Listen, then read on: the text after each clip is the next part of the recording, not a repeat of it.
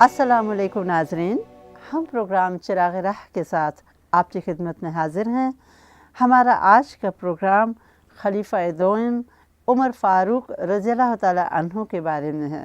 एक मरतबा मिंबर पे चढ़े और लोगों से कहा, एक वक्त ऐसा भी था कि मैं पानी भरकर उजरत लेता था और उसी उजरत से खजूरें खरीद के पेट भरता था।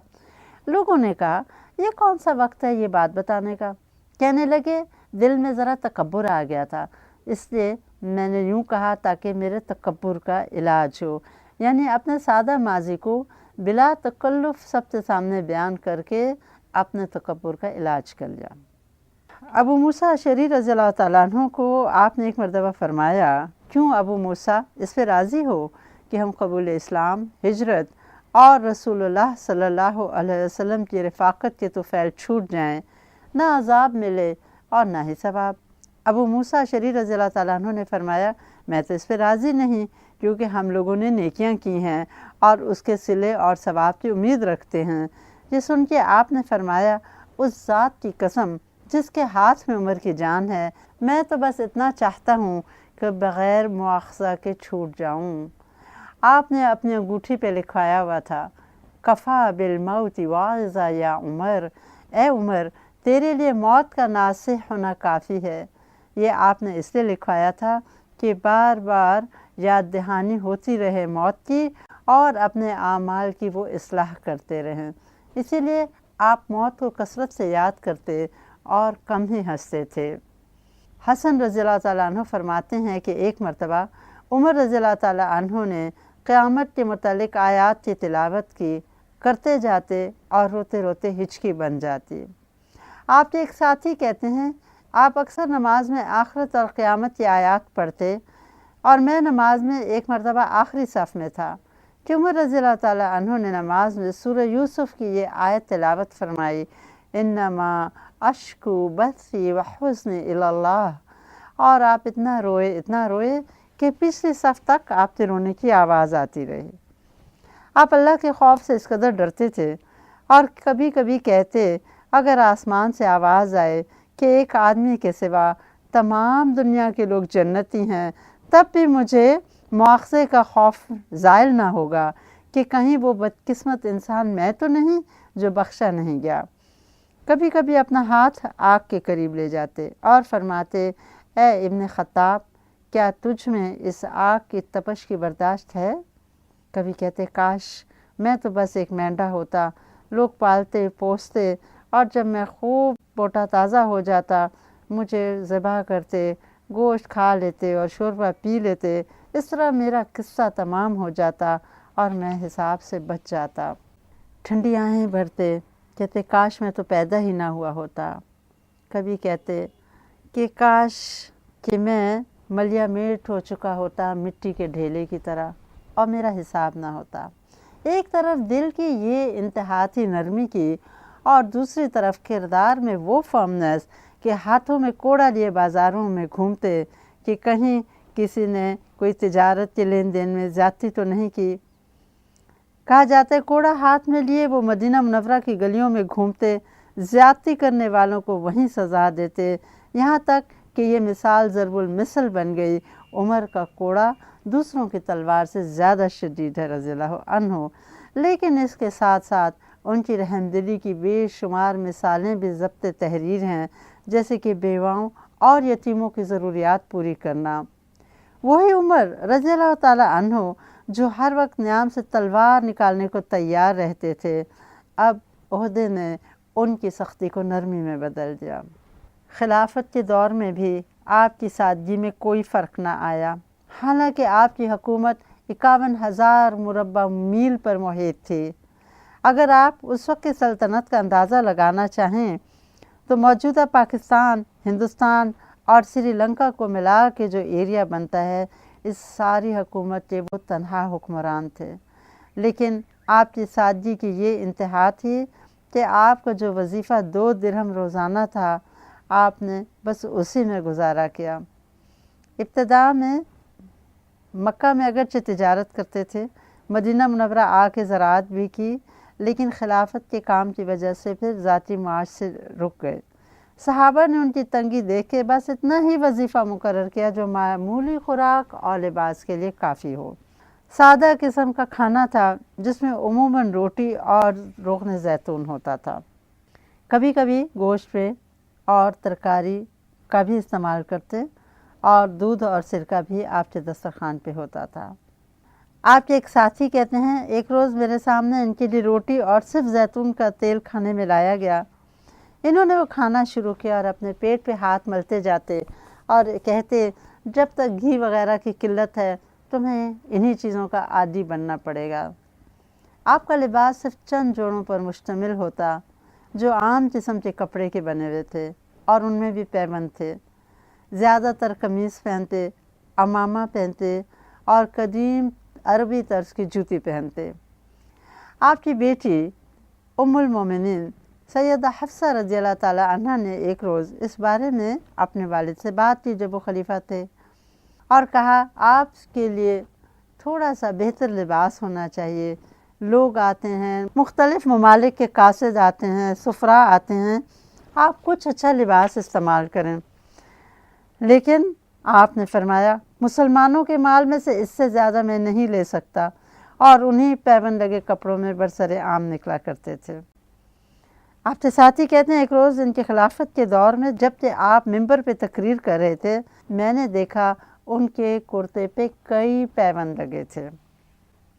عمر فاروق رضی اللہ تعالیٰ عنہ کبھی کبھی فرماتے میں نے دین اور دنیا کے معاملے میں بہت ہی غور کیا اور میں اس نتیجے پہ پہنچا کہ اگر میں دنیا کی طرف جھک جاؤں تو دین جائے گا، اور دین کی طرف راغب پوری طرح ہو گیا تو دنیا جائے گی۔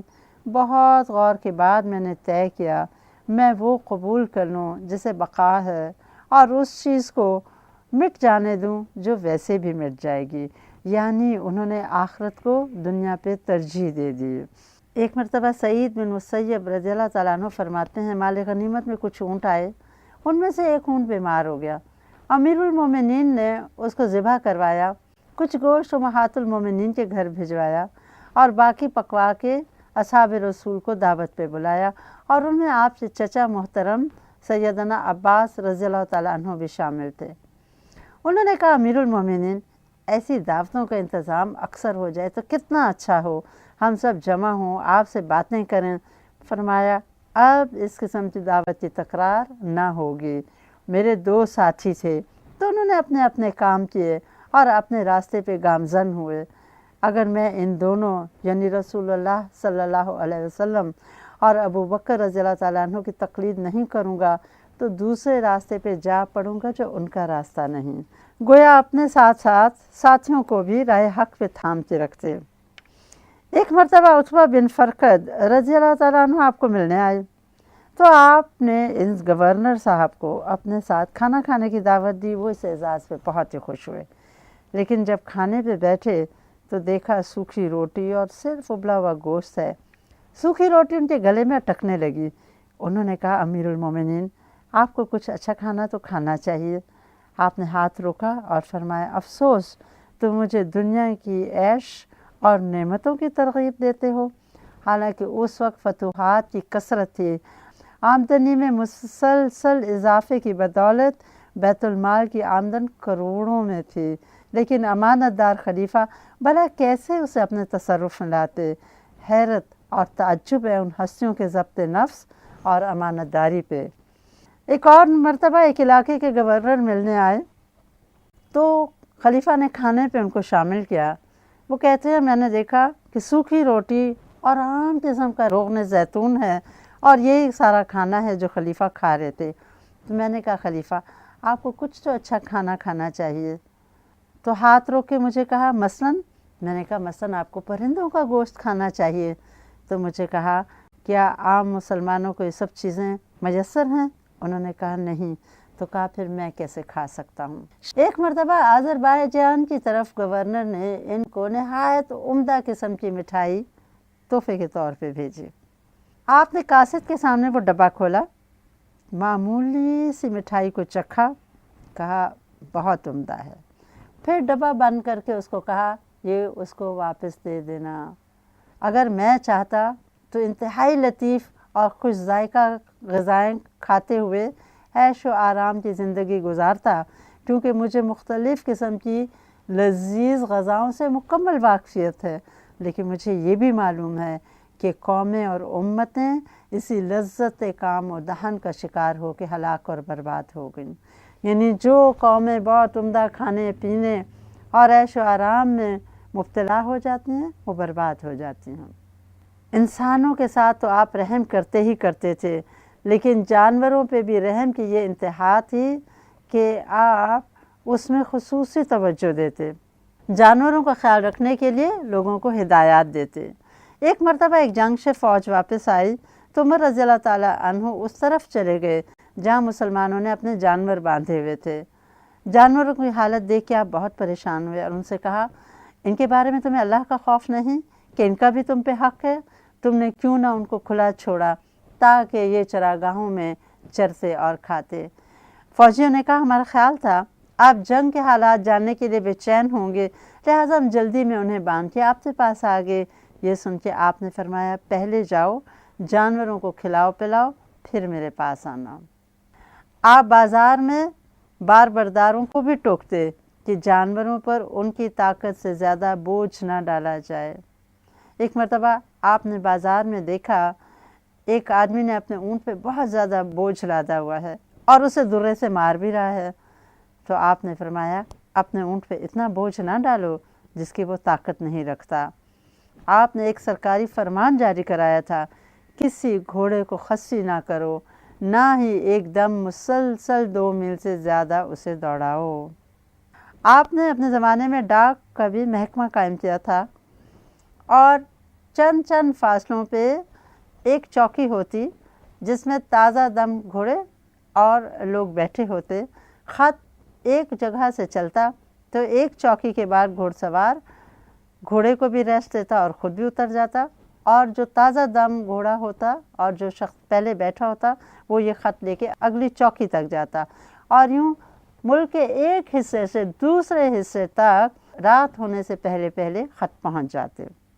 آپ کے اندر ایک بہت بڑی خوبی وہ تھی کہ اپنی غلطی پر نادم بھی ہوتے اور اپنی خطا کی تلافی کرنے کی کوشش کرتے۔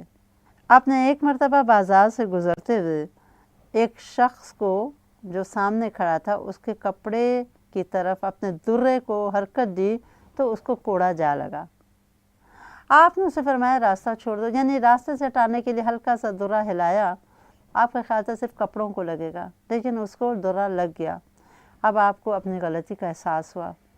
آپ کو پھر وہ شخص ملا تو آپ نے اسے پوچھا، کیا تم حج کا ارادہ رکھتے ہو؟ اس نے کہا ہاں۔ آپ نے اسی وقت اس کا ہاتھ پکڑا اور اس کو اپنی طرف سے کئی 100 درہم دیے، کہا تم اس سے حج کرو اور یہ اس حرکت کا بدلہ ہے جب میرے کوڑے ہلانے سے تمہیں تکلیف پہنچی تھی۔ اس نے کہا مجھے تو وہ بات یاد بھی نہیں۔ فرمایا مگر میں اسے بھولا نہیں۔ ایک مرتبہ آپ نے اپنے ایک عامل کو بلایا اور پوچھا، کیا کل رات تم اور تمہارے ساتھی دونوں نے شراب پی ہے؟ اس نے کہا آپ کو کیسے پتہ لگا؟ آپ نے فرمایا میں نے خود دیکھا تھا۔ کہنے لگے کہ اللہ تعالیٰ نے کھوج لگانے سے منع نہیں کیا؟ آپ نے کمال عظمت سے کام لیتے ہوئے اپنی غلطی تسلیم کی اور انہیں چھوڑ دیا۔ تو ان واقعات سے اندازہ ہوتا ہے کہ عمر فاروق رضی اللہ تعالیٰ عنہ اپنے افسروں پہ کتنی کڑی نظر رکھتے تھے اور جہاں اصلاح کی ضرورت ہوتی تو اس میں کسی قسم کی کوتاہی نہ کرتے تھے۔ آپ لوگوں کی بہت قدردانی بھی کرتے تھے۔ ایک مرتبہ انہوں نے آپ صلی اللہ علیہ وسلم کے نام کی عظمت کی قدردانی کرتے ہوئے ان تمام لوگوں کو بلوایا جن کے نام میں محمد آتا تھا۔ جب ان کو اکٹھا کر لیا، جیسے محمد بن ابی بکر، محمد بن جعفر رضی اللہ تعالیٰ عنہ، محمد بن طلحہ رضی اللہ تعالیٰ عنہ وغیرہ آئے، آپ نے ان سب کو قیمتی حلے دیے۔ اسی طرح خنسا ایک بڑی مشہور شاعرہ اور بڑی عظیم خاتون تھیں۔ ان کے 4 بیٹے جنگ قادسیہ میں شریک ہوئے اور 4 بیٹوں کو ماں نے میدان جنگ میں قسم دے کے بھیجا کہ جان نثاری سے لڑیں اور میدان جنگ سے پیٹھ نہ پھیریں گے۔ چنانچہ وہ 4 بہت بہادری سے لڑے اور سب کے سب شہید ہوئے۔ خنسا کو جب خبر ہوئی انہوں نے صبر کیا اور عمر رضی اللہ تعالیٰ عنہ نے ان کے اس عمل کی اتنی قدردانی کی کہ جب تک وہ زندہ رہیں ان کے 4 بیٹوں کا وظیفہ ان کی والدہ کو بھیجتے رہے۔ آپ لوگوں کی خیر خواہی کرتے، اور لوگوں کی غلطیوں کی اصلاح کی بھرپور کوشش کرتے۔ یزید بن الاسم کا بیان ہے، شام میں ایک بڑا ہی بہادر شخص رہتا تھا جو اکثر امیر المومنین کی خدمت میں آتا تھا۔ اچانک اس کا آنا جانا بند ہو گیا۔ آپ نے معلوم کروایا تو پتہ چلا کہ وہ آدمی اتنا زیادہ نشے میں رہنے کا عادی ہو گیا ہے اور مسلسل شراب پیتا ہے کہ وہ اپنے آپ کو مار دے گا۔ آپ نے فوراً ایک کاتب کو بلوایا اور ایک خط اس کے لیے لکھوایا، خطاب کے بیٹے عمر کی جانب سے فلاں کے نام، بعد سلام، میں تمہاری خاطر تمہاری اصلاح کی خواہش کے ساتھ ساتھ معبود برحق کی تعریف کرتا ہوں جس کے سوا کوئی معبود نہیں۔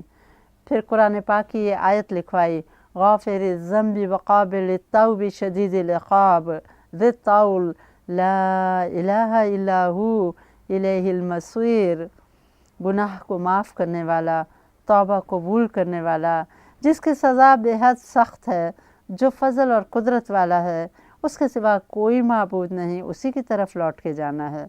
یہ لکھنے کے بعد آپ نے تمام حاضرین مجلس سے کہا کہ سب مل کے اپنے بھائی کے لیے دعا کرو کہ اللہ تعالیٰ اس شرابی مرد کی توبہ قبول کر لے۔ آپ کا خط جب اس کو ملا وہ پڑھ کے سوچنے لگا، اللہ تعالیٰ غافر الذنب ہے، گویا اس نے مجھ سے وعدہ کیا میری گناہوں کی بخشش کر دے گا، پھر وہ قابل توب بھی ہے، یعنی توبہ کروں گا تو قبول بھی کر لے گا، لیکن شدید العقاب بھی ہے، یعنی بہت زیادہ سخت سزا بھی دینے کی قدرت رکھتا ہے، اور پھر ذی الطول بھی ہے، یعنی اس کا فیض عام ہے، اور پھر اس کے سوا کوئی معبود بھی نہیں۔ جب جانا اس کی طرف ہے تو پھر میں کیوں نہیں توبہ کرتا۔ یہ کہہ کے وہ بہت زیادہ رونے لگا، اور اس ایک آیت نے اس کے دل پہ اتنا اثر کیا، اس نے قسم کھا لی اور ہمیشہ کے لیے شراب چھوڑ دی۔ آپ کے علم میں جب یہ بات آئی تو آپ نے لوگوں سے کہا، دیکھو جب کبھی تم دیکھو کہ تمہارا بھائی سیدھی راہ سے بھٹک گیا ہے تو یہی طریقہ اختیار کرو، یعنی اسے راہ راست پلانے کی کوشش کرو، اللہ سے دعا کرو کہ وہ غفور الرحیم اس بندے کو توبہ کی توفیق دے اور اس کی توبہ بھی قبول کر لے، اور یہ نہ ہو کہ ایسے آدمی کو بگاڑنے میں تم الٹے شیطان کے مددگار بن جاؤ۔ آپ سے اجازت چاہتے ہیں۔